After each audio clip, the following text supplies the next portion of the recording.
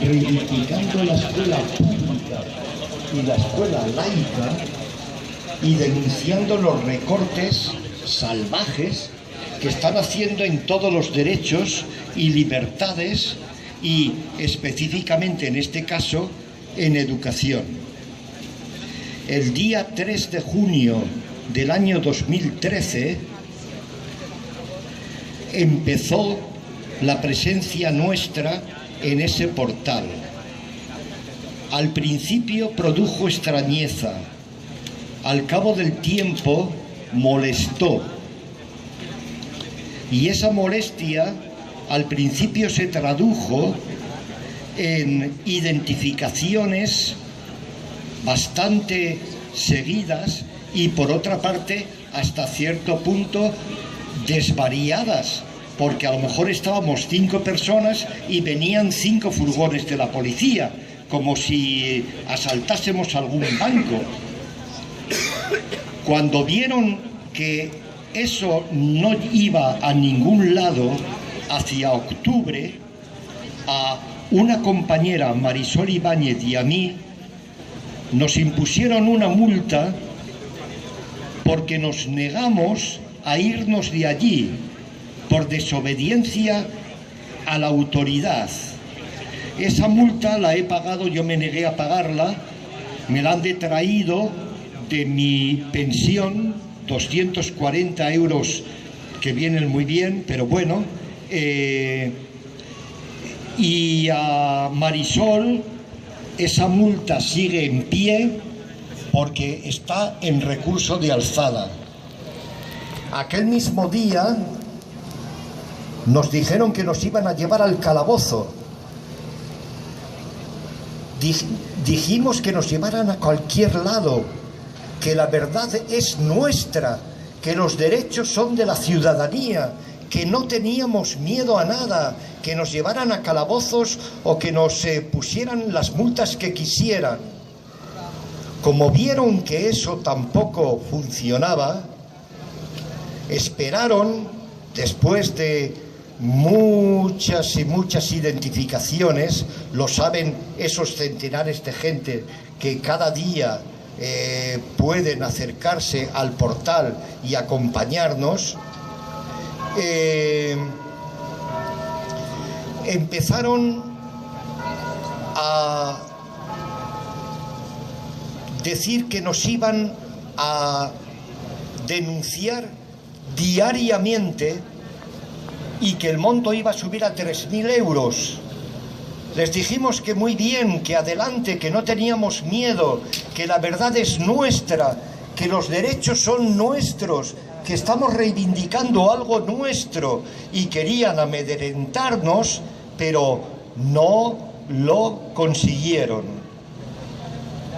Marga Rivas recibió una sanción, de nuevo Marisol Ibáñez recibió otra sanción, yo recibí otras 2, y cuando estábamos diciendo cuándo íbamos a recibir el papel de la delegación del gobierno, pues lo que recibimos fue una citación en el juzgado de instrucción número 13 porque nos llevaron a juicio, un juicio que se celebró un mes después de celebrar el aniversario, un juicio que fue una fiesta, como fue la misma celebración del aniversario, una fiesta de la ciudadanía.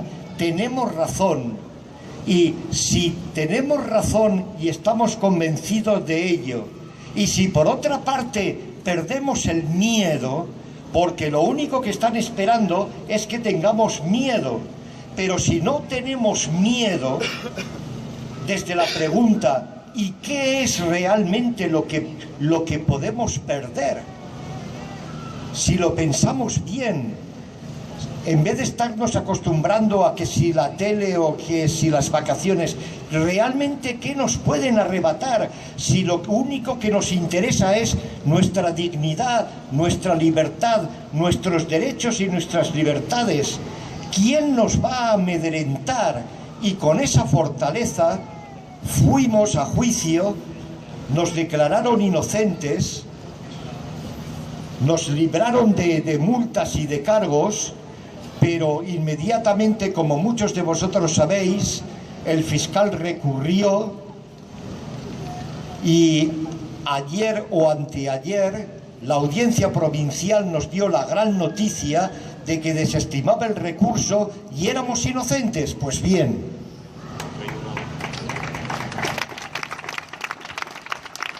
gracias.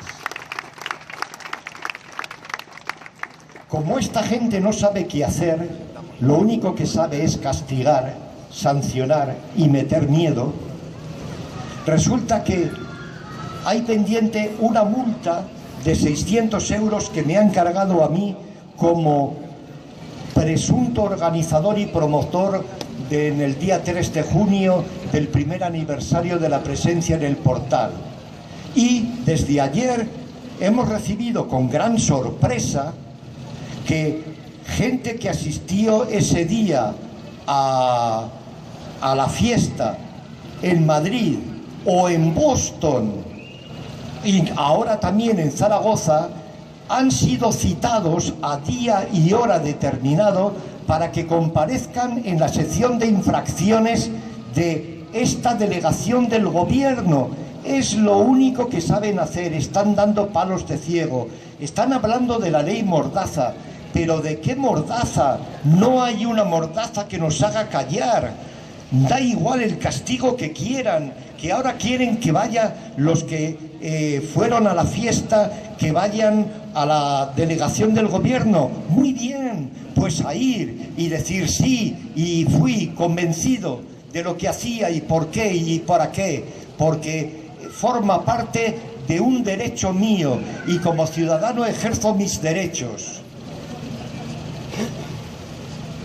En esa situación estamos. Y en resumidas cuentas, Marga Rivas, Marisol Ibáñez, Antonio Aramayona y tantos otros que pueden ir al portal, simplemente tenemos un mensaje por si alguien nos oye ahí: no pasaréis, no podréis jamás con nosotros.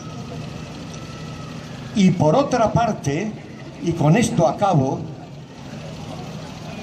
como tengo el privilegio de hablar antes de gente que es un ejemplo para mí de lo que es luchar por sus derechos laborales, como son los trabajadores de parques y jardines y de limpiezas, como antes lo hicieron las trabajadoras y trabajadoras de la limpieza de los centros sanitarios de Aragón. Lo único que tenemos que decir es que todos juntos, defendiendo nuestros derechos, conscientes de nuestros derechos y nuestras libertades, no van a hacer absolutamente nada porque no pueden con nosotros. No vayamos simplemente con el miedo de qué va a ocurrir o qué multa. No van a poder. Si vamos con este espíritu, os aseguro que han perdido la batalla antes de comenzarla, con leyes Mordaza o sin leyes Mordaza. Y que, como último, el delegado del gobierno, si es delegado del gobierno, que se dedique a gobernar, que se dedique a fomentar los derechos fundamentales de los seres humanos, vivienda, trabajo, sanidad, educación, etcétera, y que no se convierta en el fantoche de la cachiporra que lo único que sabe es pegar palos de ciego. Y con esto muchísimas gracias. Bueno, buenas tardes. Mi nombre es Begoña. Soy hija de Antonio Aramayona, de lo cual me siento muy afortunada y orgullosa. Pero bueno, vengo en calidad de ciudadana. No he podido preparar nada porque ha sido todo muy precipitado, pero voy a contar una anécdota que igual sirve como reflexión del tema que estamos tratando, que es el tema de la represión, ¿no? Una anécdota que además es bastante pertinente por unas imágenes que aparecieron ayer en la prensa, que no sé si habéis visto, pero aparece un hombre colombiano, que luego se ha demostrado que era colombiano, en la lavandería de un centro de internamiento para extranjeros, en el CIE de Aluche, No sé si habéis visto esas imágenes, ¿os suena? Sí. Bueno, para quien no conozca, en las imágenes aparece este hombre inmigrante dentro del centro de internamiento, zarandeado y cogido del cuello por dos policías vestidos de civiles, dentro del centro de internamiento de Aluche, que es uno de los 6 o 7 centros, ahora no recuerdo, que existen en España, de las decenas que existen en Europa. Estos centros básicamente son lugares donde se recluye a personas migrantes por un máximo de 60 días, por no tener su situación legal regularizada y como forma de asegurar que la persona va a ser deportada a su país de origen, simplemente por el hecho de no tener papeles, o si no, de vuelta a la calle sin haber solucionado su situación legal, ¿no? ¿Por qué cuento esto? Bueno, primero porque me vincula personalmente dentro de la experiencia que he podido tener en los últimos meses con este tema. Pertenezco a un colectivo en Madrid que se llama Imaginario Social, en el que intentamos crear productos audiovisuales visibilizando problemáticas que están intentando ser invisibilizadas de forma sistemática en los medios de comunicación. Y es muy importante lo que pasó ayer. Es muy importante porque de alguna manera destapa una violencia que ocurre de forma constante y sostenida en el tiempo en estos lugares, como en tantos otros, ¿no? Pero por resaltar una anécdota, ¿no? Y que es invisibilizada constantemente en los medios mainstream y en complicidad con las autoridades gubernamentales. Entonces, hablando del tema de represión, nosotras cuando estábamos intentando hacer este documental, fuimos a las inmediaciones del centro de internamiento de Aluche. Evidentemente está prohibidísimo grabar dentro, por eso es tan importante que salieran estas imágenes ayer. Y incluso simplemente intentando grabar a las afueras, es decir, en la vía pública, en la calle, 2 de nosotras fuimos identificadas por policías y amenazadas acerca del uso de estas imágenes, lo cual no es más que una anécdota más de las miles y miles que tenemos en este país, de cómo se reprime la libertad de expresión y cómo se intenta invisibilizar las problemáticas sociales, intentando hacer como una especie de si no lo vemos no pasa, ¿no? Se equivocan, evidentemente, porque la población lo sigue sufriendo y eso lo sabemos. Entonces, bueno, quería compartir esta experiencia simplemente como una experiencia más de cuáles son las estrategias de represión que están intentando implementar ahora mismo con esta ley Mordaza. Ya es como el culmen de la punta del iceberg de lo que es todo un proceso de estrategia represiva que pasa, entre otras cosas, por criminalizar la protesta social, como estaban diciendo otros compañeros, como es el caso de la gente, mi padre, Marga, Marisol y todas las personas que acuden al portal, cómo se intenta castigar la movilización social como una forma de hacernos tener miedo. Yo creo que esa es una clave que todos tenemos presentes. Es cierto que tenemos que luchar contra ese miedo. Para mí lo importante también es aceptar que el miedo existe, porque es innegable que existe ese miedo. Nos lo meten constantemente en los medios de comunicación, cada vez es un bombardeo de noticias en las que la movilización social y las personas que están en mayor vulnerabilidad social son criminalizadas por su actividad social y política. Y es importante que sepamos que ese miedo existe, pero que podemos abordarlo de forma colectiva, apoyándonos entre nosotros y nosotras y resistiendo. Es lo único que nos queda y podemos con ello. Gracias.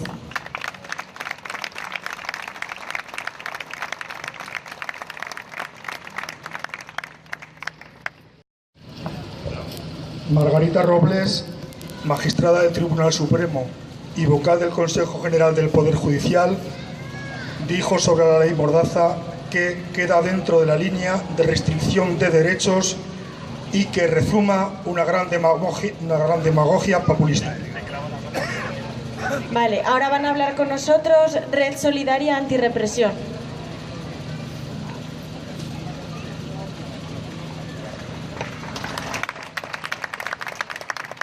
Hola, muy buenas tardes a todos. Yo lo que os vengo a aportar son los siguientes datos técnicos recogidos en estadísticas y que están funcionando en la red antirrepresiva solidaria a nivel de todo el territorio. A partir de los siguientes datos que voy a comentar, las causas contra los huelguistas suman peticiones de 120 años en cómputo total. Cerca de 300 imputados con petición de penas de prisión de 3 años a 10 años por huelgas generales. Paradójicamente, los imputados y condenados se hacen por vulnerar el derecho de los trabajadores. Quiere decir claramente que viene dirigido a la opresión de la clase obrera o trabajadora, como se prefiera decir.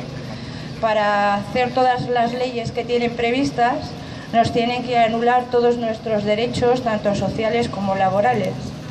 Compañeros de la CNT de Rioja se van a enfrentar a 11 años de cárcel por participar en los piquetes de huelga. Tatiana Vicens, secretaria general de Comisiones Obreras Baleares, el fiscal le pide 4 años de cárcel por la huelga general. 81 causas abiertas en toda España contra 260 afiliados a Comisiones Obreras y UGT. La Fiscalía pide penas para 11 afiliados a la CGT y del Sindicato Gallego del CIG por la huelga. Támara Ayana, en Galicia, les ha caído 6 meses de prisión, elevadas a 3 años y 1 día cuando recurrieron la sentencia. Tenemos 8 trabajadores de EIPS que se enfrentan a 64 años de prisión en conjunto. Tenemos a los compañeros Carlos y Carmen de Granada, condenados a 3 años y 1 día. Están pendientes del indulto. Creo que en la última asamblea que se realizó en Vallecas, Carmen no se conforma y hace muy bien, porque lo único que ha hecho ha sido luchar por los derechos sociales, no es una delincuente. Los mineros de Asturias y León por las últimas barricadas en la huelga. Jornaleros andaluces.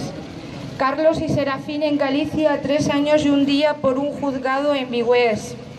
Los casos de Aragón de nuestros compañeros de jardines y de la limpieza. Tenemos una compañera con una pena de prisión por 9 años por la huelga. Peticiones de 18 años de cárcel para 13 afiliados del sindicato del SAT en Andalucía. Los independentistas gallegos, que suman cerca de 200 años de prisión. El Rodea al Parlament sufrieron prisión preventiva y luego han sido declarados inocentes.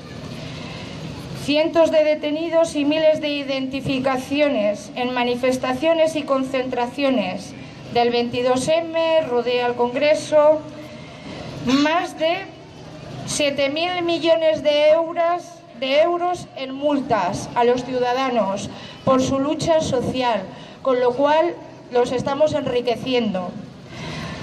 Estos ejemplos nos demuestran que estamos viviendo en un estado policial cada vez más militarizado. Lejos de pensar que estamos ante un estado fuerte, las cifras dichas reflejan que es un estado débil, que tiene que hacer uso de la represión, de la violencia, porque son ellos los que ejercen la violencia para mantenerse en el poder. Sin embargo, la historia nos dice que el Estado no puede mantenerse indefinidamente usando la represión contra el pueblo, con arma política, que es lo que están utilizando. Estos datos nos deben de servir para que el Estado está bastante débil y está tocado, que hay que seguir. Y que no solo hay que seguir, sino que hay que sacar a toda esta gente de la cárcel, que hay que sumar y hacer un apoyo. Pero el apoyo y la solidaridad hay que llenarla de contenido. Hay que salir a la calle a defender a los compañeros y estar. No abandonarlos, porque lo que estamos haciendo es inutilizar a toda una juventud. Están segando la hierba antes de que crezca. No vaya a ser que se nos vuelvan tan revolucionarios como la generación del 78. Aquí nos importan todos, compañeros, y tenemos que defender cualquier causa, cualquier ideología y no dejar que vengan a por nadie. Muchísimas gracias. Y el día 24 de octubre vamos a dar una charla de la Red Solidaria Antirrepresiva, que va a ser una iniciativa aquí en Aragón y que no os puedo decir la hora ni el centro porque de momento se está trabajando en ella. Entonces, bueno, pues muchísimas gracias y que todo esto se llene de solidaridad y llenarla de contexto, que la lucha está en la calle.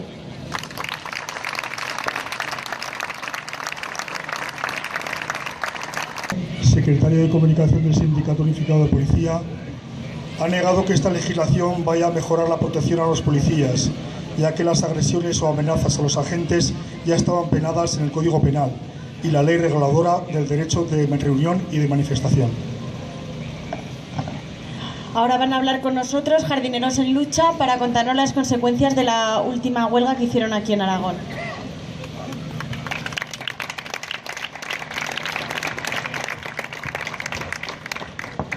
Bueno, buenas tardes a todos y a todas, compañeros y compañeras. La intención que tenía en principio era diferenciar en dos partes la intervención. Prometo que voy a ser breve. En primer lugar, informar y explicaros un poco las consecuencias que estamos sufriendo los compañeros y las compañeras de FCC, de Parques y Jardines, tras la última huelga pasada, que duró un mes de huelga indefinida y 4 meses de movilizaciones y paros parciales. Las consecuencias y la represión que estamos sufriendo con sanciones, con expedientes, tanto no solo del delegado del gobierno como está pasando en los diferentes colectivos, sino también de lo que es el gran poder empresarial de esta ciudad, como es la gran multinacional FCC, ¿no? Y en segundo lugar, pues quería explicar un poco también lo que es la represión sindical, la represión que estamos sufriendo, que hemos venido sufriendo diferentes sindicalistas, diferentes compañeros y compañeras de la multinacional FCC en los últimos años. Y voy a dejar esta parte, si nos importa, para el final de la intervención, y así que luego también el compañero Pablo de FCC Limpiezas pues acompañe en la intervención y explicamos los dos un poco conjuntamente lo que hemos sufrido, los despidos y las causas y quienes han estado apoyando, que ha sido el gobierno municipal de Zaragoza, ¿no? Entonces paso a explicar brevemente las consecuencias que estamos sufriendo los compañeros de Parques y Jardines tras la última huelga, como venía diciendo. Tras 4 meses de movilizaciones, un mes de huelga indefinida, se llegó a un acuerdo entre las partes en el que se firmó delante del gobierno que todas las partes retiraban las sanciones, las denuncias que había contra cualquiera de las partes, ¿no? Tanto el gobierno, en esto me quiero referir al vicealcalde Fernando Jimeno, que no puso la denuncia, es verdad, no puso ninguna denuncia tras el escrache que hicimos en su domicilio, y los trabajadores quitamos las diferentes demandas de vulneración del derecho de huelga y otra serie de denuncias laborales y sociales que teníamos contra la dirección de la empresa, y la empresa también se comprometía a quitar todas las demandas que tenía contra los trabajadores por amenazas, insultos y otra serie por coacciones y otra serie de actuaciones, ¿no? Pues en estos momentos nos encontramos con que el delegado del gobierno ha abierto cerca de 50 expedientes sancionadores a 300 euros, hablamos de 15.000 euros de multa a diferentes compañeros y compañeras de FCC de Parques y Jardines por el escrache a Fernando Jimeno. Las diligencias abiertas son todas mentiras, se nos acusa de altercados públicos, de insultar a la policía, de alterar el orden público y de chillar injurias, etcétera, etcétera, contra la policía y contra el vicealcalde. Es curioso que el propio vicealcalde no ha denunciado, y creo que por la información que hemos ido mirando es la primera vez que en el Estado español, a no ser que alguno tenga información, que el que ha sufrido el escrache no ha denunciado, y ha sido el propio delegado del gobierno, Gustavo Alcalde, quien ha abierto de oficio las diligencias y las causas, ¿no?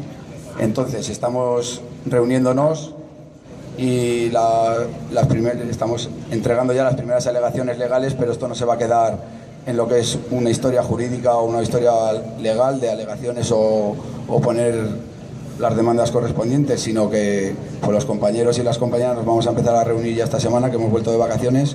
Vamos a empezar a analizar qué hoja de ruta hacemos, porque no nos van a callar.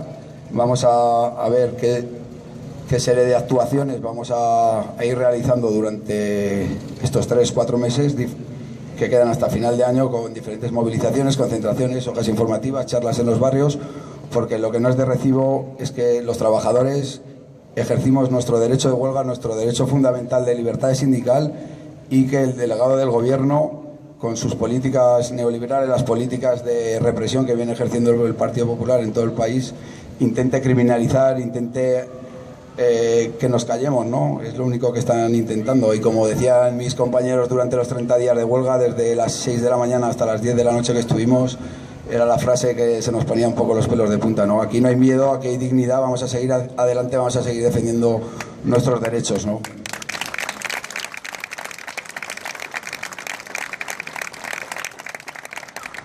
Luego, al margen de las actuaciones que ha ejercido el delegado del Gobierno, tenemos también a la todopoderosa multinacional FCC, la que manda en los gobernantes de esa casa que tenemos enfrente, del Ayuntamiento, que a proposición suya se quitaron todas las demandas, todas las partes, como os explicaba al principio, y 2 días después de terminar la huelga, de desconvocar la huelga, de que todos los jardineros de esta ciudad volviéramos a nuestro puesto de trabajo, el jefe de servicio puso 3 demandas contra los compañeros y compañeras por amenazas, por ir a hacer una manifestación en el barrio donde vive, por insultos, por vejaciones. Ayer fue el juicio, nos pide 4.000 o 5.000 euros de multa, y también ha abierto 2 diligencias más el juez por amenazas y por buzonear el barrio con supuestas hojas donde se atacaba su intimidad y se amenazaba su integridad. Nosotros vamos a seguir adelante, hicimos lo que creemos que teníamos que hacer, lo seguiremos haciendo, y lo que venimos denunciando, porque el acuerdo fue firmado delante del vicealcalde, delante de la consejera Carmen Dueso, y estamos exigiendo al Gobierno que haga cumplir a la empresa el acuerdo en el que se quitaban todas las denuncias, porque nosotros de buena fe quitamos la denuncia de vulneración de derecho de huelga porque estaban mandando a limpiar los parques de Zaragoza a otra gente de su empresa mientras los trabajadores estábamos de huelga, ¿vale? Entonces vamos a seguir también con este tema. Luego parece ser que hay varias causas que estamos pendientes de que sean notificadas, pues por diferentes actos que pasaron en la huelga, porque quiero recordar que estuvimos 4 meses de movilizaciones y paros parciales, 1 mes de huelga indefinida, realizamos casi alrededor de 100 actos reivindicativos, manifestaciones, concentraciones, scratches. Fuimos pues la verdad, vamos a decir las cosas como son, ¿no? A intentar reventar dentro de nuestras posibilidades algún acto del alcalde, de otras personas, y estamos esperando también que nos llegue alguna notificación. Pues tampoco me quiero enrollar mucho. Y lo que quería decir, que no solamente es el delegado del Gobierno, sino son todos los entes del poder, de las estructuras de este sistema. Hablamos de las grandes multinacionales, que son las que mandan en los políticos, hablamos del delegado del Gobierno, de su partido político y de otros partidos políticos que vienen ejerciendo la misma represión y el mismo intento de, como decía Antonio Lamayona, ¿no?, de intentar crear en la sociedad, en los ciudadanos, en los trabajadores, crear ese miedo para que no avancemos, para que no podamos hablar. Pero hay que dejarles bien claro que vamos a seguir hablando, que cada día vamos a ser más, que vamos a dar pasos adelante y que los que sobran en esta sociedad son ellos, compañeros.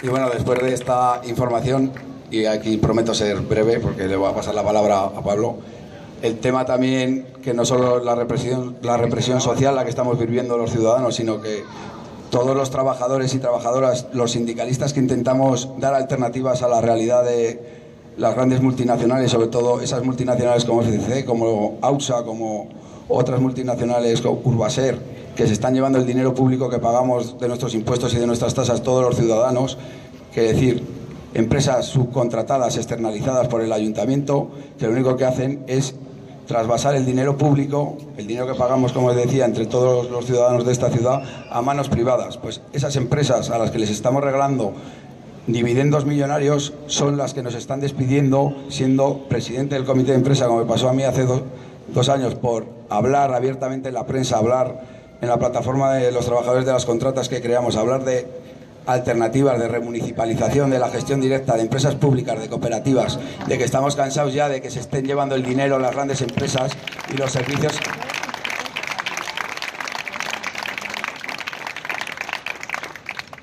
Gracias. Entonces, pues cuando levantamos la voz, esta gran empresa nos despide.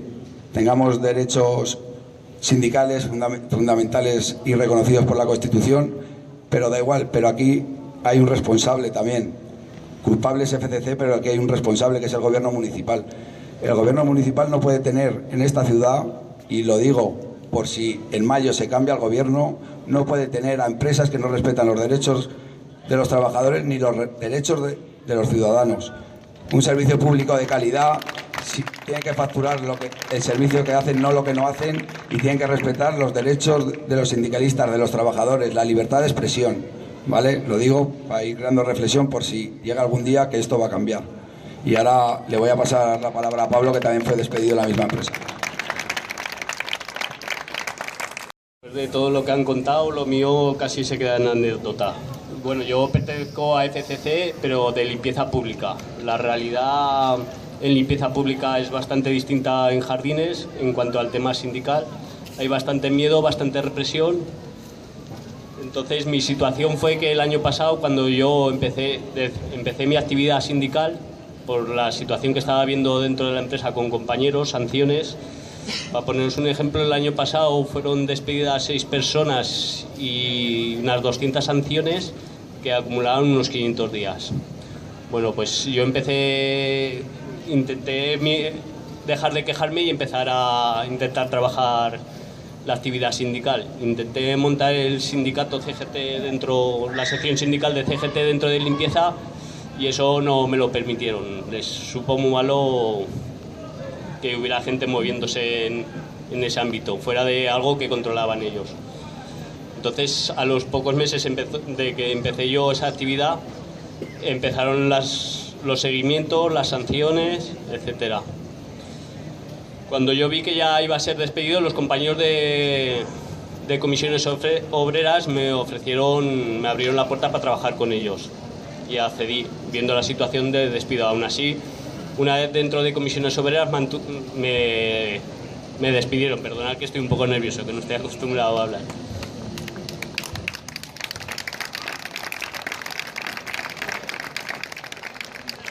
La cuestión es que fui despedido, pasaron las elecciones, me presenté despedido y salí elegido por los compañeros. Entonces estaba en la tesitura de qué hacer, de si irme para casa una vez despedido o pelear mi acción, ¿no?, como sindicalista. Porque la única alternativa que se me dio es un juicio que a día de hoy, cuando me dieron la fecha era 1 año y medio. Se estaría celebrando en estas fechas, el 20 y tantos de septiembre. O sea que 1 año y medio te dan de justicia para esperar una respuesta de un juez que vete a saber lo que puede ser, ¿no?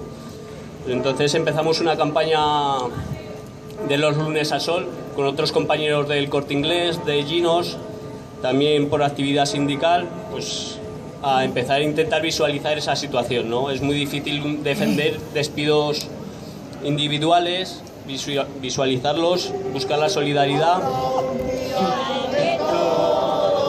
A levantar la vista, veremos una tierra que ponga libertad. Habrá un día en que todos, al levantar la vista, veremos una tierra que ponga libertad. Habrá un día en que todos, al levantar la vista, veremos una tierra que ponga libertad. Habrá un día en que todos, al levantar la vista, veremos una tierra que ponga libertad.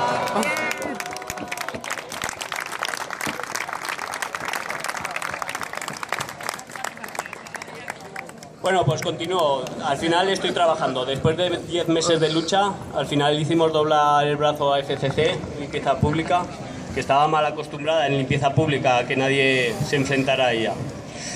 Esta situación de represión sindical, que es transversal en todas las empresas, como ha dicho el compañero Muro, se está dando en empresas multinacionales que están dando servicios públicos, con lo cual toda la actitud represiva sindical se refleja también en la calidad del servicio. Está claro que empresas que buscan el máximo beneficio económico no se preocupan de los servicios.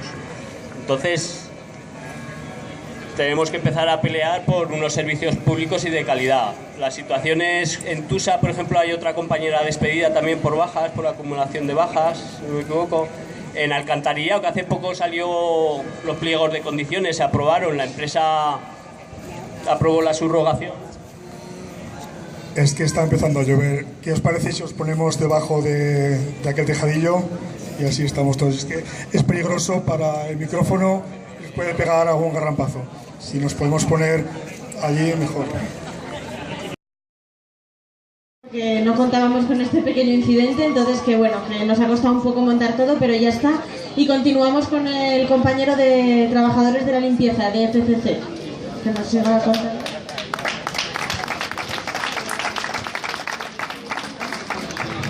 Bueno, voy a empezar desde el principio porque si no os... Bueno, pues nada, compañeros y compañeras, simplemente denunciar que estas situaciones de represión sindical, de abuso de las empresas que están haciendo servicios públicos, es transversal. En Tusa, pues como comentaba, están despidiendo a una compañera. Hay 18 personas todavía no readmitidas de cuando despidieron y a la vez están haciendo 3.000 horas extras en un mes. O sea, en Alcantarillado ha cogido ahora la contrata con el pliego de condiciones, con la subrogación de la totalidad de la plantilla, y a los 6 meses la empresa ha dicho que un ERE de 14 personas a la calle. O sea, no respetan ni los pliegos de condiciones ni nada. Con la reforma laboral, con todo, se saltan todas las normas. Entonces, denunciar que estas empresas están haciendo servicios públicos, o sea, que realmente están gestionando dinero nuestro y que lo que están buscando es sacar el máximo beneficio de ese dinero, o sea, les importa bien poco la calidad de los servicios. Simplemente, pues, animaros a decirles a estos que ya vale, o sea, que con nuestros impuestos no se juega y que respeten los derechos laborales de todos los compañeros y compañeras. Muchas gracias.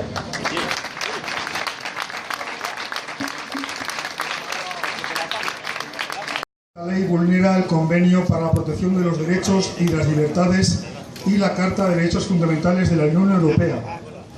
Igualmente, incumple tanto los artículos sobre el derecho de reunión y de libertad de expresión recogidos en la Declaración Universal de los Derechos Humanos, así como el Pacto Internacional de los Derechos Civiles. Ahora va a hablar con nosotros un compañero de Stop Desahucios Zaragoza.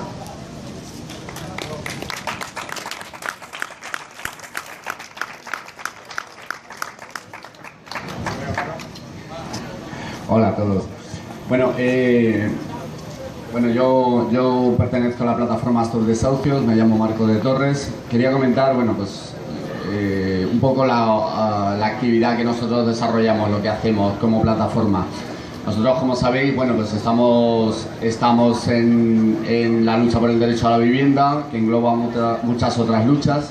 Todas vienen a terminar relacionándose entre sí, porque bueno, al final el derecho a la vivienda está siendo atacado por la banca, por los poderes públicos, por el gobierno. La gente deja de pagar no porque le dé la gana, defendemos gente que deja de pagar porque no puede más. Y esta gente la estamos viendo diariamente en las calles, en los cajeros. Es una paradoja que la gente que los bancos están echando termine durmiendo en bancos. No quieren darse cuenta y bueno, ahí tenemos que estar todos los ciudadanos, no solamente estos desahucios, porque esto es un asunto que nos incumbe a todos nos toca personalmente. Todos conocemos una persona que está afectada por este tema. Bueno, es una cosa muy extensa, un tema muy extenso. Tenemos muy claro que nuestra lucha es muy legítima, defendemos una causa muy justa. Y tenemos muy claro también que no les gusta oírnos, no les gusta que estemos delante de los bancos, no les gusta que nos manifestemos, no les gusta que protestemos. Y bueno, hemos conseguido entre todos, a través de la ILP, hacer visible este problema. Se ha hecho una reforma que ha sido totalmente insuficiente, manipulada por el Partido Popular. Seguimos luchando por conseguir nuestros objetivos, que serían la dación en pago, la moratoria de desahucios, el alquiler social. Bueno, en definitiva, que la gente no se quede en la calle porque deje de poder pagar. Nosotros sufrimos muy en nuestras carnes el tema de la represión. Las identificaciones son continuas, tenemos muchas acciones en la calle, evidentemente, estamos continuamente en bancos, siempre nos identifican. Con esto lo que pretenden es pues, que la gente se eche para atrás, lo que no se terminan de dar cuenta de que no van a conseguir absolutamente nada. La gente cuando decide ponerse delante de un banco, decide denunciar esta situación, es porque la situación es muy real, la están viviendo diariamente, entonces no van a ganar nada. Son gente pues con graves problemas económicos, por lo tanto lo de las sanciones y lo de las multas pues no llega en realidad a calarnos mucho. 2 mesas informativas y otros por convencimiento propio. O sea, pensamos que una sanción o una amenaza no puede parar una verdad legítima, o sea, la defensa de una lucha que consideramos totalmente legítima, justa y justificada. Como hay solo 2 mesas, quedaría solo una. Bueno, como episodios así un poco a señalar, pues serían pues, las identificaciones como hacemos, como he contado antes. O sea, cada acción viene la policía a identificar. Su objetivo es que se terminen yendo. Hay gente pues que acaba de empezar a reaccionar ante este abuso, se siente intimidada porque es que vienen intimidando. Resulta que los poderes públicos, las empresas, la banca está utilizando a la policía como seguridad privada, o sea, están siendo sus seguratas. Ya los estamos viendo, ya lo vimos en las marchas por la dignidad, donde el despliegue tan enorme policial que hubo en realidad se centraba en el Congreso de los Diputados y en la sede del PP. Se están intentando proteger a ellos mismos y se han olvidado de los ciudadanos. Este es el objetivo de esta ley, de la ley Mordaza. Cuando hicimos el scratch en la casa de Eloy Suárez, 51 compañeros salieron de ahí con una sanción, la mayoría de ellos de 200 euros, bueno, hasta 1.500. Nos han dado la razón, el scratch no es ilegal, no es un acto ilegal ni es un acto violento. Nosotros somos una plataforma totalmente pacífica. Lo único, ellos consideran violento, bueno, pues que nosotros digamos lo que pensamos. Esa es lo que ellos ven violencia. Para ello sí que utilizan la violencia de la policía, amenazan con detenernos. Si tenemos que entrar en un banco, la amenaza es la de llevarse detenida a la gente y tal. Todavía hay una sanción pendiente de uno de los compañeros, que bueno, está recurriéndose y todo el tema no sabemos cómo va a ir.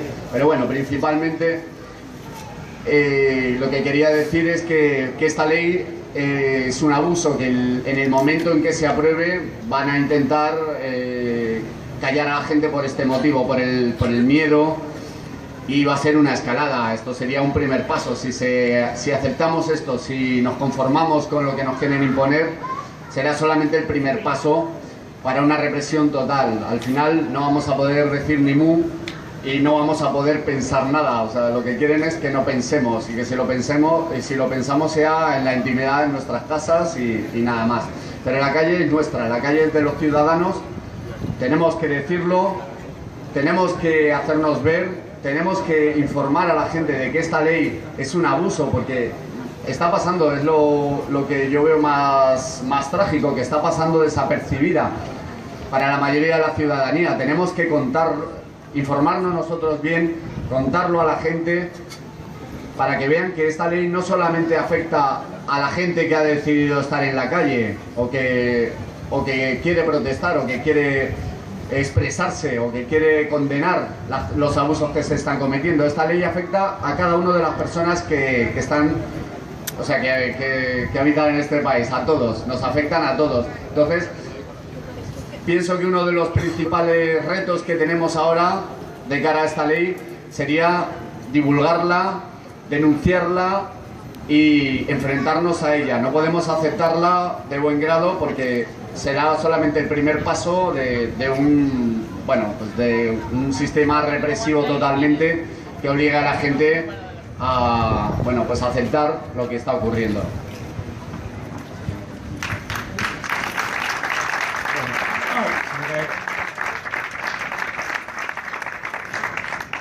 Yo solo quería hacer una reflexión. Ningún derecho se ha conseguido sin la desobediencia, ¿no? Es decir, hay un conflicto evidente entre la legitimidad del Estado y la legitimidad de la ciudadanía constantemente. No ha habido, si Clara Parker no se hubiera sentado en el fondo del autobús y hubiera desobedecido una ley injusta, hoy en día no estaríamos hablando de una ley de igualdad racial o de la no discriminación, ¿no? O sea, ningún derecho democrático se ha conseguido sin la lucha y sin la desobediencia. Y es curioso porque nosotros todos los desahucios utilizamos la desobediencia y desobedecemos una ley bastante potente de lo que es la arquitectura del Estado, que es la ley hipotecaria, que va dirigida a garantizar que la deuda hipotecaria se pague, que va dirigida a garantizar que la propiedad privada siga siendo el núcleo central en torno a lo que además se distribuye toda la filosofía del Estado. Y sin embargo, cuando desobedecemos en la práctica y con un piquete antidesahucios delante de la puerta, allí normalmente no hay ninguna detención. Allí normalmente no hay ninguna multa. ¿Por qué? Porque tenemos a los medios de comunicación y porque tenemos al sentido común de los ciudadanos, que es contrario a la práctica real de la justicia y sobre todo de la administración, que es muy diferente la justicia de la administración, con nosotros. Entonces, ¿qué utiliza el Partido Popular? Y como habían utilizado también el PSOE, es la discrecionalidad, la arbitrariedad en la represión. Y se van a la administración, porque saben que en la justicia lo tienen perdido. Porque saben que los derechos nos asisten y si lo llevamos hasta el final, incluso hasta un partido de derechas europeo dice, oiga, es que este señor solo está protestando. Y entonces van a la multa, donde el policía es como el soberano, puede dictar la excepción y gobierna en base a la excepción, porque es juez, parte y no hay división de poderes. Cuando hay una multa administrativa no hay división de poderes. Por eso la estrategia normalmente de los movimientos sociales es llevar eso hasta la justicia, porque ahí sí que hay una cierta independencia.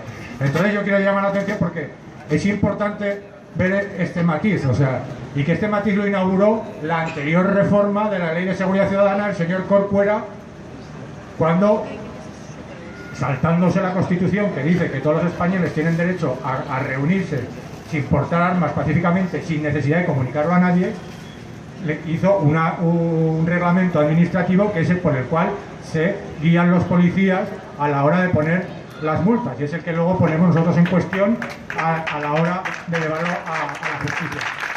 Esta es la segunda vuelta de tuerca y es la manera de defenderse del bipartidismo, porque nosotros tenemos un sentido común alternativo, tenemos una capacidad de conseguir derechos democráticos y tenemos la obligación de desobedecer las leyes injustas, porque es la única manera de ampliar la democracia. Muchos sabemos que la democracia y el sistema económico actual son incompatibles, pero eso hay que demostrarlo con la realidad. Yo creo que lo estamos demostrando día a día.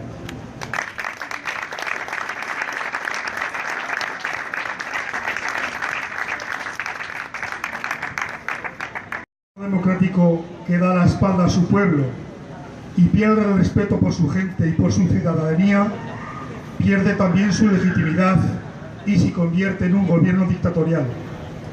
Somos ciudadanos, somos personas, no somos esclavos ni somos marionetas.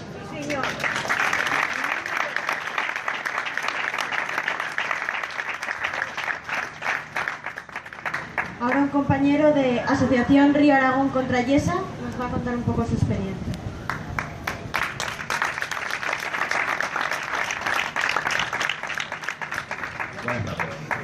Bueno, yo soy Juan Carlos del pueblo de Artieda y pertenezco a la Asociación Río Aragón contra el Enriquecimiento de Yesa.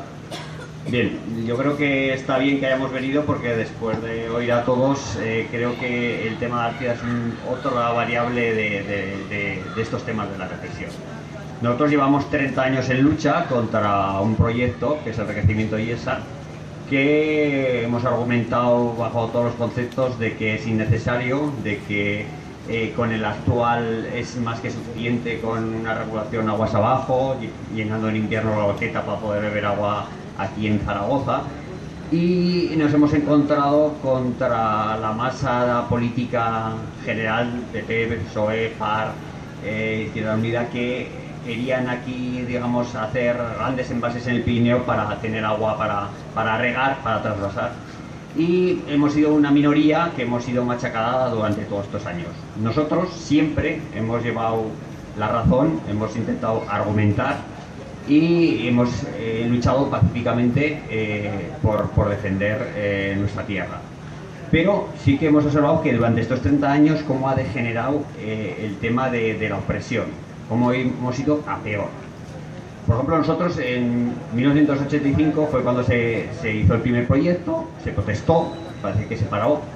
Luego en 1992 volvió otra vez el proyecto, este se lanzó para adelante. En el año 2000 estuvimos en Madrid, por ejemplo, durante un mes encadenados, no hubo ningún problema, estuvimos ahí en el ministerio, todo era de una relación normal, no había una presión. Y ya en el 2001 fue cuando pusieron la primera piedra, también nos volvimos a manifestar ahí, y en este caso sí que la policía cargó y también hubo un detenido, pero bueno, dentro de una... Pero bueno, sí seguíamos con la represión contra la minoría que éramos ahí en Yesa. Después ya esto fue a más y en el 2004 vinieron con la expropiación forzosa de todo el pueblo, de un proyecto que estaba todavía ahí y no había nada. Imaginaos que venían a expropiar todo el pueblo por expropiación forzosa, o sea, no tenía ni pies ni cabeza en el 2004. Entonces el pueblo cogió y se puso a las puertas del pueblo y durante 4 días estuvimos ahí que no dejamos pasar a los funcionarios del Ministerio de la Che que venían a expropiar. Entonces no pasaron y salimos a nivel nacional, pero de una manera pacífica estuvimos ahí, la policía estaba ahí, argumentamos, llegamos, hicieron acta de que no podían pasar y no pasó nada. Nosotros defendimos lo nuestro y seguimos defendiendo lo nuestro. Pero esto poco a poco hemos visto como el poder sigue con su máquina de machacar y nosotros, que somos una minoría, intentamos defender como podemos. Total, que enjuiciamos a 6 altos cargos del ministerio y parece que el tema estaba ganado. Todos nos decían que lo habían hecho de pena, que el proyecto medioambiental se lo habían saltado, que era un proyecto que no valía para nada, que era desproporcionado, que inundaba Sigüenza, etcétera, etcétera. Pero resulta que ya sabéis cómo van los jueces. En el 2006 fueron absueltos porque dijeron que lo habían hecho muy mal, pero bueno, que lo habían hecho muy mal, pero no se les podía condenar porque verdaderamente no se habían llevado dinero al bolsillo. Total, que lo que tenían que haber hecho es condenarlos a 6 años de no poder tener una función pública y entonces el proyecto de IESA se hubiera parado, pero como la máquina del poder le interesaba que el proyecto fuera adelante, todos fueron absueltos.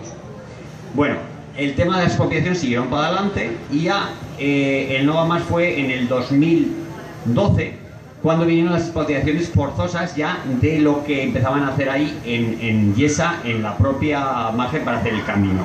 Y fue cuando todos los de Artieda, una vez más, repetimos la historia, nos pusimos en el puente, no dejamos pasar a los funcionarios y al ver que no podían pasar estaba la policía, las furgonas y llegaron allá y hizo acta la funcionaria de la Che de que no podía pasar y hizo acta de que no podía llegar a dar el visto bueno de los implicados. Que sepáis que este procedimiento es un procedimiento administrativo, o sea que hagas lo que hagas, esto lleva su tiempo, por lo cual a ellos les daba igual, ¿vale? Pero es que al mes siguiente, justo esto creo que fue el 10 de octubre del 2012, las cosas cambiaron. Como vosotros habéis observado, el poder está poniendo la ley Mordaza, pero entonces no había salido todavía. Pero qué casualidad, la segunda vez que venían, que simplemente era un trámite, llegaban, no podían pasar y entonces firmaban que no podían hacer el acto, pero el procedimiento administrativo lleva su curso y te expropian por procedimiento forzoso, pues aquel día llegamos y otra vez nos fuimos todo el pueblo, más gente que vino de la comarca, de Zaragoza, simpatizantes, y de pronto vimos que aquello no era igual. En vez de venir por el puente, vimos que venían por el otro lado. Digo, hostia, ¿qué pasa aquí? Como en el puente, las otras veces habíamos estado allá, pues claro, si vienen ahí te quieren digamos, quitarte, pues caer abajo, puede haber algún muerto. Dijeron, no, vamos a venir por el otro lado, por Ruesta. Total, que nos fuimos hacia el otro lado, venían los funcionarios, pero qué casualidad que empezamos a ver un helicóptero dando vueltas por arriba. Digo, hostia, ¿qué pasa aquí? Esto es algo extraño. De pronto vimos a un mogollón de policías ahí, todos con sus, como si fueran romanos ahí, en varias tandas, y decimos, joder, pues qué raro, vendrá el funcionario, ya lo guardaremos y el trámite de siempre, pero no. Ahí había premeditación y alevosía en el tema. Estaba claro que iban a jodernos. Está claro que alguien de arriba, supongo que alguien, ya sabéis, algún gobierno civil, daría la orden de que, bueno, a estos de Artieda hay que joderlos ya, y ya vale, y que nos toquen los cojones, y esto hay que machacar, y vale. Y entonces llegaron allá, nos dieron con los altavoces que o nos apartaban o cargaban, no hubo ningún tipo de mediación, helicóptero sacando fotos por arriba, y nosotros nos pusimos ahí todos, y empezaron a cargar, empezamos a recibir hostias por todos lados. Y fíjate si recibimos hostias que caímos al suelo todos y siguieron dando hostias allá, hasta alguien por ahí paró y bueno, después de aquella historia, que tenemos 20.000 vídeos que los podéis ver cualquiera, fue una carga contra nosotros defendíamos lo nuestro, como otras veces. Pero resulta que ahora ellos dicen que nos han imputado a 8 de los que estábamos ahí, como que les hemos agredido. Pero si tú ves los vídeos ahí y lo que hicieron fue agredirnos a nosotros, y es que, pero con palos, porras, y nosotros estábamos ahí con un cartel ahí defendiendo lo nuestro. Pues bueno, ahora tenemos 8 implicados, 4 de Artieda, 1 de Jaca, 1 de Ayerbe, otro de Huesca y otro de Zaragoza. Llevamos ya casi 2 años, no sabemos qué sentencia va a salir, pero ellos quieren la sartén por el mango porque tienen la ley. Y bueno, me parece que no es antes de la ley Mordaza, pero de alguna manera hubo un cambio. Quiero decir que con esto nosotros habíamos estado siempre pacíficamente luchando, defendiendo que Yesa no hace falta para nada, y defendiendo nuestra tierra, la Canal de Verdún, el Camino de Santiago, una manera de vivir. Pues resulta que el poder dio un cambio, y entonces con esto quiero decir que el poder lo que quiere es machacar, que no se levante nadie, que hacer lo que ellos quieren. ¿Y a qué le están defendiendo? Si quieren enriquecer Yesa. Yesa es un proyecto que estaba en 115 millones, están ya en 250 millones, han gastado ya la mitad y no han hecho todavía la presa. Están expropiando Artieda, nos están expropiando ahora por procedimiento de urgencia, cuando resulta que la presa no está ni hecha y no la pueden hacer porque resulta que la ladera se está yendo a frichurros. Han tenido que desalojar a 60 casas de Yesa, de la ladera, y resulta que según el presidente de la CHE, de Pedro, resulta que no pasa nada. Joder, no pasa nada, y hay 60 familias que no pueden ir a su casa. Entonces están mintiendo además. O sea, son una pisonadora, quieren machacar. Vamos, en todos los sentidos, el poder, estamos en un estado ahora que lo que quiere es que no se mueva nadie. Por lo cual, lo que tenemos que hacer ahora es seguir defendiendo lo nuestro y luchar todos para que esto vuelva a una situación normal. Que esto no puede ser de que intenten machacarnos bajo todos los conceptos. Y yo creo que nos tenemos que unir todos y defender lo nuestro. Tenemos derecho a manifestarnos, a defender cada uno su puesto de trabajo, su manera de vivir, el desahucio, su casa, su tierra. Por lo cual, animo a todos a que sigamos en la lucha.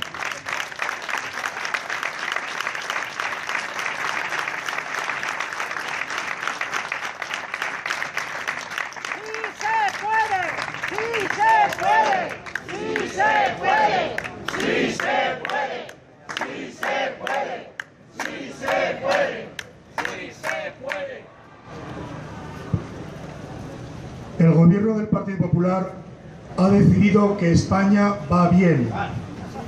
Se acercan elecciones y quieren convencernos, queramos o no, de que a partir de ahora y gracias a sus reformas todo va a ser un camino de rosas y de felicidad. Les molesta que los ciudadanos les digamos que seguimos jodidos y que salgamos a la calle a protestar de manera pacífica, a recordarles nuestros derechos y sus obligaciones. Por eso han creado esta ley represiva, porque Rajoy y la Merkel dicen que España va bien y punto.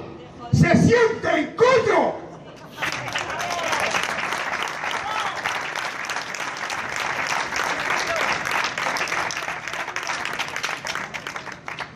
Por último, antes del turno de micro abierto, van a hablar con nosotros un compañero de Derechos Civiles 15M.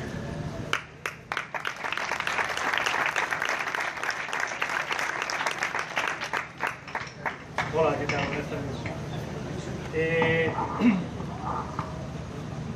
Bueno, sobre el tema de la Ley de Seguridad Ciudadana, igual lo primero que habría que plantearse es que no hay ninguna razón ni justificación a una ley basada en motivos de inseguridad ciudadana. Llevamos años en los que ha habido cientos de miles de manifestaciones, tan solo un 0,3% de ellas ha podido haber algún tipo de alteración o disturbio, y presumiblemente no provocado desde luego por los manifestantes, y lo que se está viendo y comprobando es que hay una ciudadanía responsable que sabe que la desobediencia civil debe ejercitarse de forma pacífica y no violenta, que la generación de los insumisos nos dejó ese legado político que creo que generaciones posteriores han retomado, y que creo que la sabiduría popular sabe por dónde enfocar hoy en día las luchas y las manifestaciones, ¿no?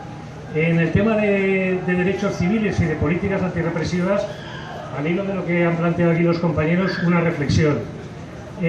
Todo tiene un límite. Llegará un momento en el que la maquinaria de los expedientes administrativos sancionatorios del gobierno civil tendrá que pararse. Los funcionarios no se les puede pagar horas extraordinarias. No se va a contratar a nuevos funcionarios para que esa maquinaria, ¿entendéis? Todo tiene un límite. Los funcionarios se quemarán y se hartarán. Practicarán probablemente desobediencia civil a poco que el entorno social les lleve a ello. El problema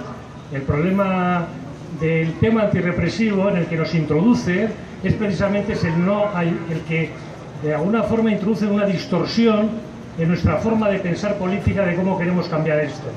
Y esa distorsión que nos lleva a tener que luchar por defender a los compañeros, a recoger dinero para pagar las multas, etcétera, etcétera, es lo que impide esas energías destinarlas a un trabajo más creativo.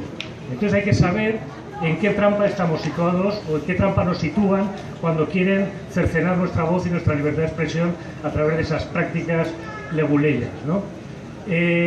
La Ley de Seguridad Ciudadana cierra un círculo que se inició hace más de 10 años con las políticas neoliberales del señor Aznar, y que empezaban con el tema de la exclusión social, de la criminalización de la pobreza, del populismo punitivo, y de que todos se sumaban al coro de que a más penas, menos delitos. Mentira, mentira. Y prueba de que a más penas, menos delitos quiere decir que en este país hemos conseguido ser los campeones en encarcelar a gente pobre, en encarcelar a inmigrantes, en encarcelar a gente con problemas de salud a consecuencia de las políticas prohibicionistas en materia de droga. Y curiosamente hoy en día es imposible mantener a esa población penitenciaria, y curiosamente hay 10.000 personas menos en la prisión que hace 3 años. ¿Eso qué quiere decir? ¿Que se ha humanizado el poder? No, que no hay pasta para sostener ese montaje en el que nos pretendían proyectar sobre nuestras cabezas de forma simbólica quiénes tenían la culpa de los males en este país. Esa grieta se va agrandando. Pero precisamente estas reformas, junto con la reforma del Código Penal, junto con las 17 o 21, ya no me acuerdo, reformas que hubo del Código Penal de la democracia desde el 95 para aquí, toda esa visión del populismo punitivo que daba réditos a la clase política a base de más cárcel para la gente pobre, y en eso una reflexión debemos llevar de algún compañero que siempre oímos en estos círculos. Ojo, que no nos traten como delincuentes, ojo, que nos traten como delincuentes. Y los 10.000 jóvenes que murieron de SIDA en este país, ¿había alguna condena a muerte? ¿Habían cometido algún hecho como para morir en prisión por una negligencia médica o por una epidemia que dejaron que se contagiaran hijos de la clase obrera? Sobre eso nadie investigó, nadie abrió una gran causa como la de Garzón a Pinochet. Eso forma parte de nuestra historia. O sea que ojo cuando hablemos de delincuencia, porque delincuentes somos todos, potencialmente.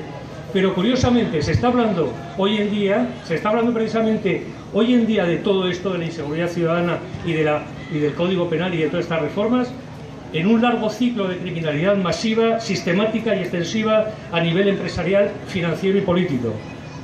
Y parejo a esa delincuencia de las altas clases, de las clases de cuello blanco, del poder político, está habiendo un desmantelamiento de las estructuras productivas y los recursos dedicados a cubrir las necesidades básicas.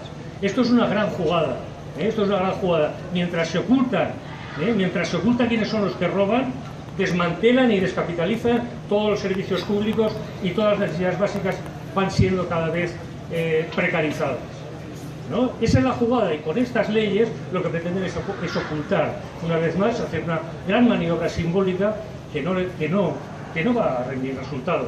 No va a rendir resultado porque la Ley de Seguridad Ciudadana del año 92 ya nació muerta. ¿Qué ocurrió?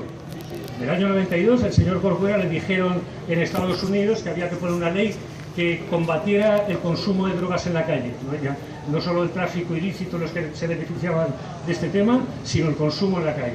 ¿Por qué? Claro, era la gran paradoja y la gran hipocresía de que se había acuñado el término narcoterrorismo y Estados Unidos estaba utilizando en términos geopolíticos, ¿no?, invadiendo Colombia, grandes zonas, ¿no?, con la excusa del tema de droga. Bien. Con eso se introdujo, con esa excusa se introdujo la Ley de Seguridad Ciudadana en el año 92. ¿Qué pasaba? Algunos nos hacemos ya muy mayores, ¿no? Pero ¿qué pasaba en el 92? ¿Qué hacíamos en el 92? Pues algunos luchábamos contra las bases americanas, ¿no? Y entonces te decían, ¿lleva usted el carnet? No, 1.000 pelas o 10.000 pelas por no llevar el carnet. Al final, esas multas por no llevar el carnet quedan en agua de borrajas. Identificaban a chavales por sus pintas, ¿eh? Yo me acuerdo que había carteles, es decir, ser joven no es un delito, ¿no? O ser joven, ¿no? Esos lemas, ¿no? Igual que la droga mata y el paro remata, esas eslóganes que se manejaban en aquel entonces. La policía se le caía la cara de vergüenza, y los sindicatos policiales, el sindicato unificado de la policía, que se ha mencionado aquí uno de los que han opinado sobre el tema, se les caía la cara de vergüenza de ver cómo algunos sacaban perras, o sea, un plus de productividad, porque habían conseguido identificar a 50 chavales en el centro de la ciudad, simplemente por las malas pintas. Es decir, un gravísimo ataque al derecho a la propia imagen y una actitud clarísimamente no racista o xenófoba, porque el fenómeno de inmigración no estaba, pero sí terriblemente clasista, porque no te iban a identificar al Corte Inglés o no te iban a identificar al Paseo de la Rambla, por ejemplo, ¿no? Bien, eso al final fue vergonzante. El tema de la patada en la puerta. El tema de la patada en la puerta decían que estaba justificado que se diera la patada en la puerta ante la evidencia de un flagrante delito. Vamos a ver, si hay una puerta, ¿qué flagrancia? ¿Qué ves tú si está la puerta cerrada? ¿Cómo puedes intuir tú? Obviamente, el derecho a la intimidad domiciliaria estaba atacado si no había un juez o un secretario judicial que previamente valorara si en ese piso se estaba cometiendo algún ilícito o no. Los jueces se tumbaron esa ley, los policías tumbaron esa ley, la ciudadanía tumbó esa ley. ¿Y en qué se quedó la Ley de Seguridad Ciudadana? Pues eso, en una política recaudatoria de a 300 euros el porro que te pillo. Y ya está, y ya está. Y en eso ha quedado, y esa ley nació muerta y ha seguido muerta. Y esta ley saldrá muerta, habrá problemas en su aplicación, pero lo que habrá que hacer será rematarla, pero la será muerta. Todas las opiniones que se han vertido aquí de gente de jueces para la democracia, de policías, de todos, ¿qué están diciendo? Que esto es insostenible, es un ataque al sistema de libertades. Pero claro, la transición es de un Estado social que se cargaron en el agosticidio del año 2011 con premeditación y alevosía la clase política del bipartidismo, que se cargaron el Estado social, en lo que fue un golpe de Estado constitucional. Y a partir de ahí, lo único que queda es elegir un Estado penal, y un Estado que persiga a todo aquel que reivindique de los derechos básicos y la satisfacción de las necesidades elementales de la gente, y de blindar los derechos fundamentales a la educación, a la sanidad, al trabajo, etc. Ese es el juego y la dinámica en la que nos encontramos. Yo, por consiguiente, no voy a hablaros de las estrategias del poder o de ese juego de meternos miedo. A mí que me importa que de pedirnos 6 años por delito de residencia de 6 meses a 1 año, ahora te puedan pedir hasta 3 años. Pues habrá algún momento que a algún juez se le caerá la cara de vergüenza. La estrategia, desde luego, esa del aparente progresismo del señor Gallardón, que despenaliza las faltas de desobediencia y las administrativiza, claro, es una estrategia muy civilina. Porque fijaros lo que pasó con lo de Parque Goya, ¿no? A la compañera, a la líder que habían perseguido por este tema, un juez le mete 80 euros de multa por una desobediencia leve a la autoridad. A todos los demás, que se supone que habían sido meros comparsas, les meten 300 euros por lo administrativo. ¿Veis? Es decir, bueno, que siempre hay más posibilidad de defenderte frente a un juez que frente a una administración que encima ha introducido una ley de costas en las que si no tienes perras no te puedes defender. O sea que encima es todavía más sangrante, más indefensión y más arbitrariedad. Esto camina, lógicamente, hacia atrás, un poder, como ya se ha dicho aquí, cada vez más miedoso de la ciudadanía, del empoderamiento que está habiendo, de la toma de conciencia sobre lo importante que es que las libertades se luchan y hay que permanentemente estar ahí manteniéndolas, porque hemos vivido 30 años en la creencia de que con que estuvieran recogidas en un texto constitucional era suficiente, y no es verdad, y no es verdad. Y que hay generaciones, o una nueva generación, que es consciente de que los derechos se pelean, se luchan y se defienden en la calle. En consecuencia, que no voy a hablar de, no voy a entrar en detalles, sabemos cuál es la estrategia que siguen nosotros, tenemos claro nosotros cuál es nuestra estrategia y que está clara la debilidad del poder cuando se remonta a conceptos de orden público propios del régimen franquista, propios de una monarquía borbónica en la que el concepto de orden público siempre lo ha entendido bajo parámetros militarizados, no civiles. Es decir, que en las audiencias provinciales siempre había algún capitán general que controlaba el orden público. Y luego con Franco, ¿quién dirigía la policía local? O a la nacional, o a la Guardia Civil, el cuerpo militarizado. Algún general. ¿Qué estaba transmitiéndose a esos miembros de las cuerpos y fuerzas de seguridad del Estado? Pues una visión de autoridad por encima de todo y que los ciudadanos no son nada. Y no es verdad, en un Estado constitucional no existe el concepto de orden público ni el de seguridad ciudadana, ojo. Lo que existe es el que los servidores del Estado tienen que respetar al máximo los derechos fundamentales. Y ahora, y termino ya, solo para que veáis, el denostado Tribunal Constitucional, pero denostado por culpa de la clase política, porque siempre será necesario un tribunal de garantías constitucionales como el que implantó la República y como el que durante los primeros años de la transición defendieron gente, ¿no?, como Tomás y Valiente y excelentes juristas y profesores de universidad que acabaron de jueces defendiendo el Estado de la autonomía, defendiendo la libertad de expresión, conteniendo un poco también esa visión del Estado tan autoritaria. Pues, de alguna forma este Tribunal Constitucional ha sostenido que el concepto de orden público es un concepto que tiene que ver con la satisfacción de las libertades de todos los ciudadanos, ¿no? Y os voy a leer simplemente algunos parrafitos. Tras la Constitución, la cláusula de orden público no puede encerrar otro interés que garantizar el orden público de las libertades. No cualquier corte de tráfico o invasión de la calzada producido en el curso de una manifestación o de una concentración puede incluirse en los límites del artículo 21.2 de la Constitución.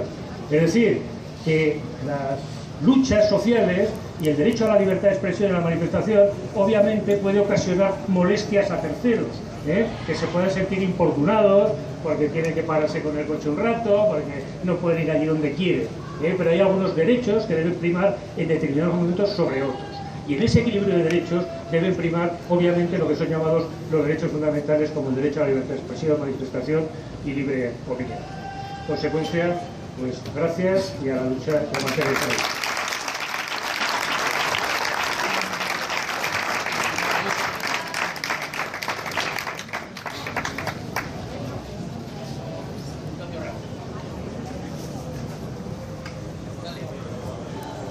Antes de empezar, un señor me ha preguntado que dónde estaba nuestra sede. Le he dicho que no teníamos sede. Y me ha preguntado que cómo nos financiábamos. Le he dicho que aquí había una hucha y que aquí se vendía pues algunas camisetas, chapas y algo de merchandising. Es la única manera de financiarnos que tenemos. Voy a decir alguna frase ya para terminar, que se dijeron en el 15M hace ya algunos años, pero que hoy todavía sigue vigente. Se dijeron frases como: sin casa, sin curro, sin tensión, sin miedo. Sin el pueblo no sois nada. No somos mercancía en manos de políticos y banqueros. Y esta va dirigida para todos vosotros, tu salario y tu pensión no se defienden desde el sillón. ¡Sí, se puede!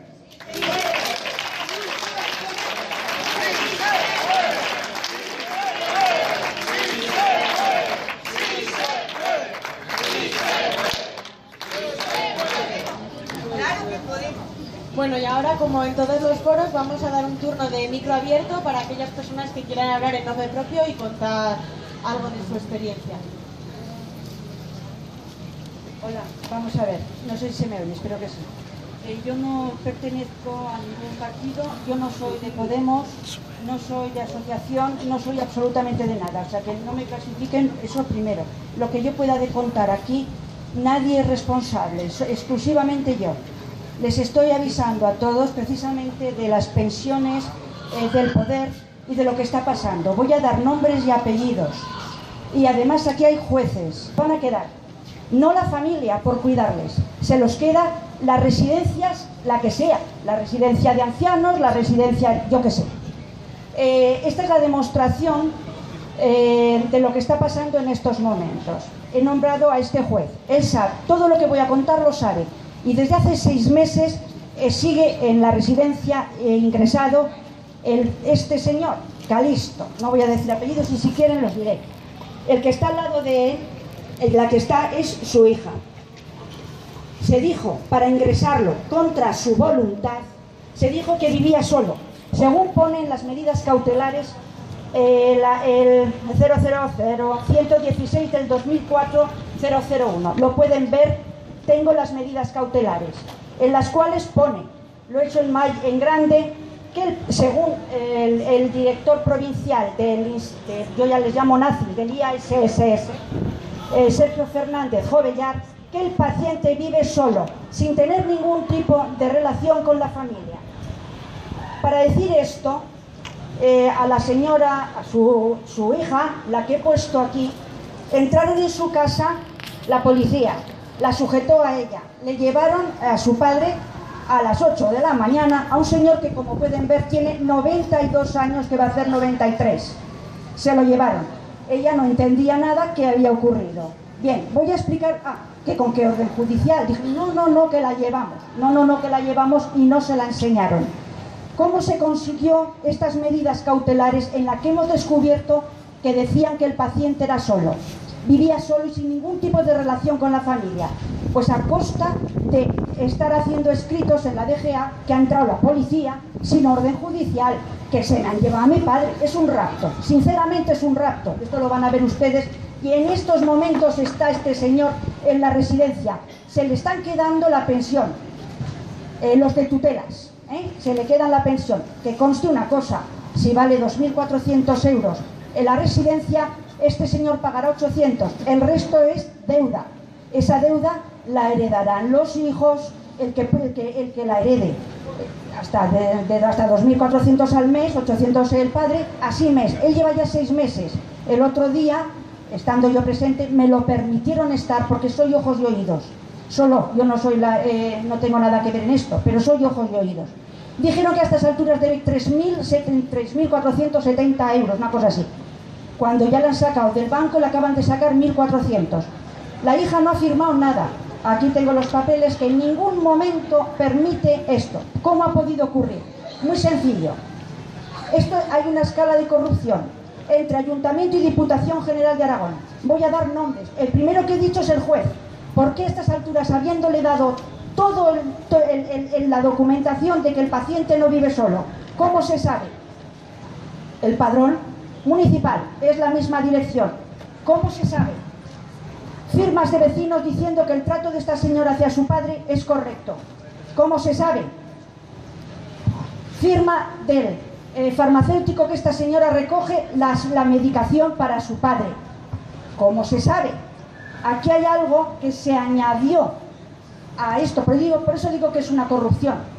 Se añadió, diciendo que esta señora padecía graves problemas psiquiátricos. Pero esto ya se hizo, no ahí, se hizo desde el INSalud. Aquí inmediatamente tengo la firma del psiquiatra que dice que no tiene ningún problema psiquiátrico. Otra cosa, ¿Qué más? Aquí tengo la firma de este señor de 92, 93 años que va a hacer, diciendo, quiero, desde la residencia, quiero estar con mi hija. Y ella más abajo dice, quiero estar con mi padre. Sigue en la residencia. Primero en la de Mozalbar, Bangadera, ya han pasado a la de Utebo. Sigue en Utebo. Veamos a ver. Este señor, Armando Barreda Hernández, está intentando conseguir la incapacitación. Llevamos desde marzo que ha pedido la justicia gratuita. Ayer le han dicho que, bueno, puede empezar a pedir papeles. No sabe si se la concederán o no. Este señor, este juez, ayer fue a valorarlo. Cerraron la puerta, no permitieron que la hija estuviera, no sé qué pasaría. Lo cierto es que le dijo a la hija, palabras de ella, que ella tenía que obedecer a todos. En esa residencia, cuidado, hasta las de la limpieza. Bien, continuemos. En el punto número 8 de las medidas cautelares pone, esto es muy grave y aviso para todos, que se hacen cargo del patrimonio. En el punto número 8, quien quiera puede venir a leerlo. Se hacen cargo de la gestión y patrimonio de este señor. Evidentemente, si lo incapacitan o está en periodo de incapacitación, el hijo, esta es hija, no puede hacer absolutamente nada. No puede decir qué hago con mi patrimonio. Le sacaron el dinero, le han dejado la cuenta bloqueada. ¿Cómo va esta señora a pedir justicia? ¿Qué abogado la va a defender si no tiene dinero? Veamos, ¿qué más puedo contar? Sí. Se le quedarán el piso y las tierras. Un momento, pero aquí hay una cosa muy interesante. Es que ella es hija sola y tiene una... Hicieron el testamento a nombre de ella y tiene cosas propias, claro. Y el padre le dijo al morir su madre que te voy a... Sí, bien, de acuerdo. En la unidad de trabajo social también pone todo mentiras. Que la médico Aranda, aquí hay médicos incluidos, que dice telefónicamente que tiene que son conocidos y son psiquiátricos y es problema psiquiátrico. Delante de mí se ha negado a firmarlo ya que el juez lo admite, que lo firmara en un informe y ha dicho que no, que solamente por orden del juez. No lo ha firmado. Luego este juez ha admitido cosas por vía telefónica. Ha admitido de Sergio Fernández Jovellar que no le llamó don, el don hay que ganárselo.